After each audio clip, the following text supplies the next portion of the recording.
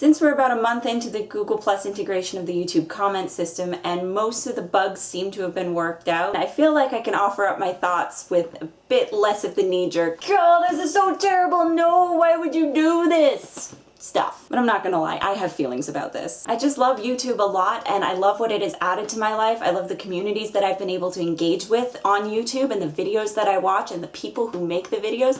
I think all of this is awesome and I think figuring out new ways of sharing it is a worthy goal. The thing that is unique about the Google+ integration into the comment system is that the comment system wasn't just updated, it was basically two social networks being brought together kind of as one, maybe 1.5. They're a Venn diagram now, basically. Across the board, we've seen improvements to a service to make it more like another service, like adding like buttons to be more like Facebook and thumbs up, thumbs down to be more like Reddit. But we've never actually seen a whole social network become an integrated part of another social network. And I will maintain that YouTube is a social network. People can have genuine conversations through YouTube videos, whether it be through the comments or even making another video in response to someone's video. And in doing this, a lot of people have made lifelong friends. It's a social network. Personally, I'm very much on the YouTube side of things. I don't really use my Google+ account other than to post my videos just as an extension of my channel. And occasionally if I forget to uncheck the also share to Google+ box when I make a comment, then it gets shared there as well. In general, I don't want to share my comments on Google+ because I didn't share them in my feed on YouTube, because outside of the context of the video that you're commenting on, I don't see why it's relevant to anyone to browse through your YouTube feed and see what you've commented on. If they're on your channel, I think they're there to see your videos. Also, I haven't really found a way of sharing on Google+ that I don't already do on Facebook, YouTube, Twitter, and Tumblr. That's aside from Google+ Hangouts, which I will get to later. And so the net result is I keep my Google+ account fairly idle. I tend to feel it says something about the product if it has to be masqueraded as an upgrade to new users who didn't come to it organically. But for the most part, I respect that Google+ is a thing, and I understand that millions of people have a very positive experience with it. There are elements of Google+ that I do appreciate, but as a whole, so far, it's just not for me. A lot of the distress that people were expressing at the beginning of this integration when it initially happened seemed to have to do with the fact that these people had felt that Google+ was not for them either, and now they were being pretty much forced to get an account. I think this must have been the last wave of YouTubers to actually have to make the transition, because I know that I've had to have a Google+ account and use my real name for quite a while now. This is something a lot of people were probably not expecting, and it is a bit distressing for two reasons. One reason is that if you have one channel and one YouTube identity, that's fine, you can just link up your Google+ account, everything's good, it's all fine. But if you have multiple YouTube channels, that means that you have multiple Gmail addresses associated with those channels. Ideally, you have to have Google+ pages associated with each of those Gmail accounts, and it just becomes a nightmare to manage. And the second reason that this is distressing is the push towards using your real name. Sometimes people have a brand associated with their YouTube username, other times people just want to remain anonymous. Personally, when YouTube gave me the do or die choice, I chose to operate under my full name. And I did this because I felt that in the line of work I want to go into, I'm eventually going to be producing content under my real name, so why not make the switch now? What I didn't like at that time, and this is a bit fuzzy because it was a while ago, was that if I had chosen to remain Serendipity4212, there would have been that identity as Google+, and then my Google+ identity on my real name, and those two would have been separate, and I wouldn't have had the chance to change my original username to my real name later on. And there are definite benefits to using your real name on YouTube. In terms of cyberbullying, it makes you feel accountable for what you're saying. Personally, at least, I think a little bit more about what I'm saying before I comment, because it can be traced back to my name. I think that was Google's hope in doing that. There are reasons that some people might want to remain anonymous that are just as important. Even if it's just a comment on videos, they might be scared that people they know will find out, recognize their name and find out and persecute them. So that was the initial distress. The more ongoing distress, and the question that I've been wrestling with for a while, is what does this mean for YouTubers who want to remain just YouTubers? As I said before, two very different social networks put together, the community is bound to change, and YouTube has really strong community building roots, and the YouTube community as a whole is very protective of those. So my first impressions of the comments were, yes, I like this. I like how people I interact with on YouTube, and my own comments even, are at the top of the video when I'm watching it, because they're easier to find and it's interesting to see people's opinions that you know. But then if the top comments are all the top comments that are relevant to you, it kind of takes away away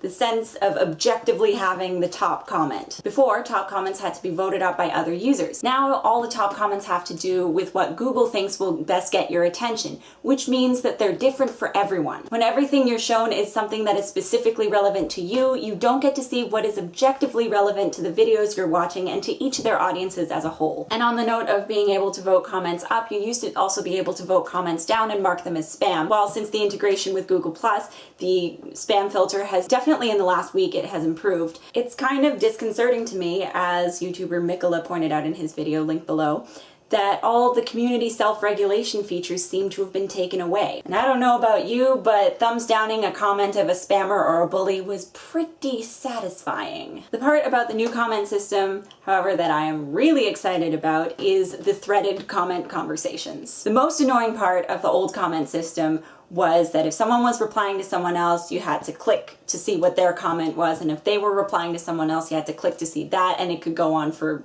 ages. This is where I think what YouTubers were asking for and what Google wanted were the same thing. Just that change alone has made YouTube comments a much better experience. But it's very interesting to me that this was promoted as meaningful conversations. Yes, you can have meaningful conversations in the comments, but at the same time, as of a few months ago, YouTube no longer has video responses. Video responses are threaded conversations via video. And if this is such a great thing in the comments, then why get rid of them? Okay, I know why video responses were taken down. There was a very low click-through rate because a lot of spammers and attention seekers took advantage of the video response system, and it just became meaningless. But one of the next steps I'd like to see for Google+ integration is to bring back the video responses, but in a meaningful way. Continue promoting that message of meaningful conversations. Because as it stands, it's not really easy to respond to people's videos anymore. I believe now you have to put a hashtag or something in the title or description, and the problem with that is someone has to establish what that hashtag is first. And if you just want to respond to someone's video because it inspired you and you have enough thoughts to fill a video of your own, sure, you can go ahead and make that video, but sharing it is a bit more difficult. If you make a video response to someone, you can put the URL to that video in your comment, but then there's a chance they might think it's spam, so then you're gonna have to tweet them to say, hey, I made an actual response, and it's just too complicated and not user-friendly. And on that note, I'd like now to talk about the subscription box troubles, because in the midst of all these changes, this big YouTube redesign of 2013, the problems that people have been complaining about with the subscription box for going on a year have not been resolved. I can't tell you how many YouTubers that I am subscribed to have mentioned that their videos aren't reaching all of their subscribers, which just seems absolutely counterintuitive to me. And as a result of this, a lot of people are finding their views going down. Of course, this could also have to do with changes in quality of the videos, but for the most part, doesn't it make sense that if you subscribe to someone, you should see all of their videos? Because by subscribing, aren't you saying that you want to see all of their videos? And I consider myself kind of lucky because I didn't actually get these subscription box issues in the videos that I'm subscribed to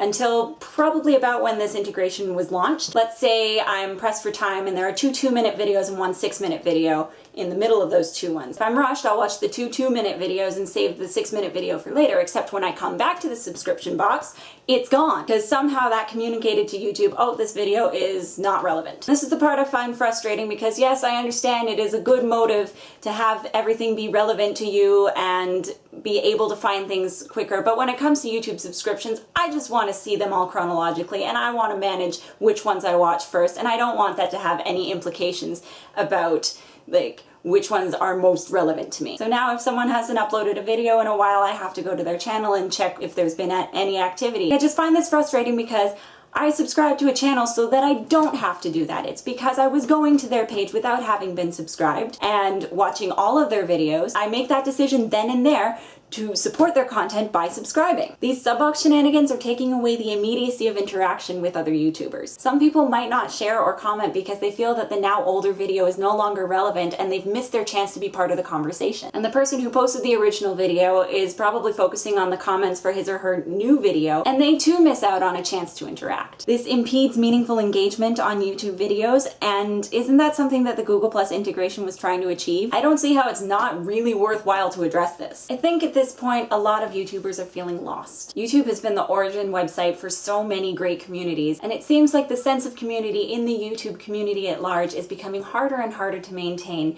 as changes are being put in place that emphasize the individual user experience and particular content creators that are very popular. This rather than focusing on the experience of being a part of the YouTube community. But that being said, the Google+ integration doesn't necessarily have to destroy this sense of community. In fact, if we keep using YouTube as YouTubers, we can add our own personal spin to the fantastic opportunities, frankly, that Google+ integration offers us. The biggest advantage to the integration is that now that we're opened up to Google+, there's a lot of crossover happening. Some people have found my channel through Google+, which is a new and interesting experience. And one thing I always did appreciate about Google being integrated with YouTube is Google+ Hangouts. I think they're a fantastic system for group conversations via video. I've appeared on that show with Billy Wilson twice, which is a Google+ Hangout talk show, and I've had nothing but wonderful experiences using Hangouts to do this. It's easy to use and a great way to connect with YouTubers and Google+ users all at once. It's going to be interesting to see how Hangouts will be used now that there's a heavier crossover between YouTube and Google+.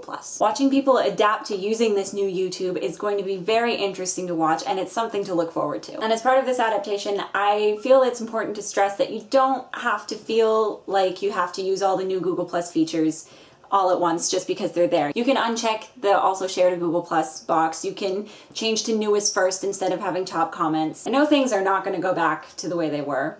1Password, all of Google. YouTube is included in that. We're just gonna have to deal with that. But at least we have control over our own experience. If enough people deselect the box and put newest comments first, then maybe in the next redesign, YouTube will see that that is how people are using the site and make those options available by default. Too long, didn't watch? I think it's a good idea to have the newest comments first option as default. That would be good. I'd like to see the basic structure of the new comments remain, but I would also like a functional thumbs down button and mark as spam options just to further improve the comment experience. I would like to see the subscription box fixed. YouTube content creators will be happy that their videos are reaching their whole audience in a timely manner, and viewers of these videos will be happy that they're not missing out on anything. Everyone wins. And I hope to see video responses brought back in some capacity that doesn't make them look like spam. Just as comments have been grouped together as meaningful conversations, so too should video responses. Hopefully that is all I have to say about that. I would be very interested to hear your thoughts on the Google+ comment integration and your experience with it. So please let me know in the comments below, or you can send me a tweet or a Facebook message, or ask me something on Tumblr, maybe even post something on Google+ and let me know about it. I just think this is really fascinating. Thank you so much for watching. I will see you in the next video. Take care. Bye.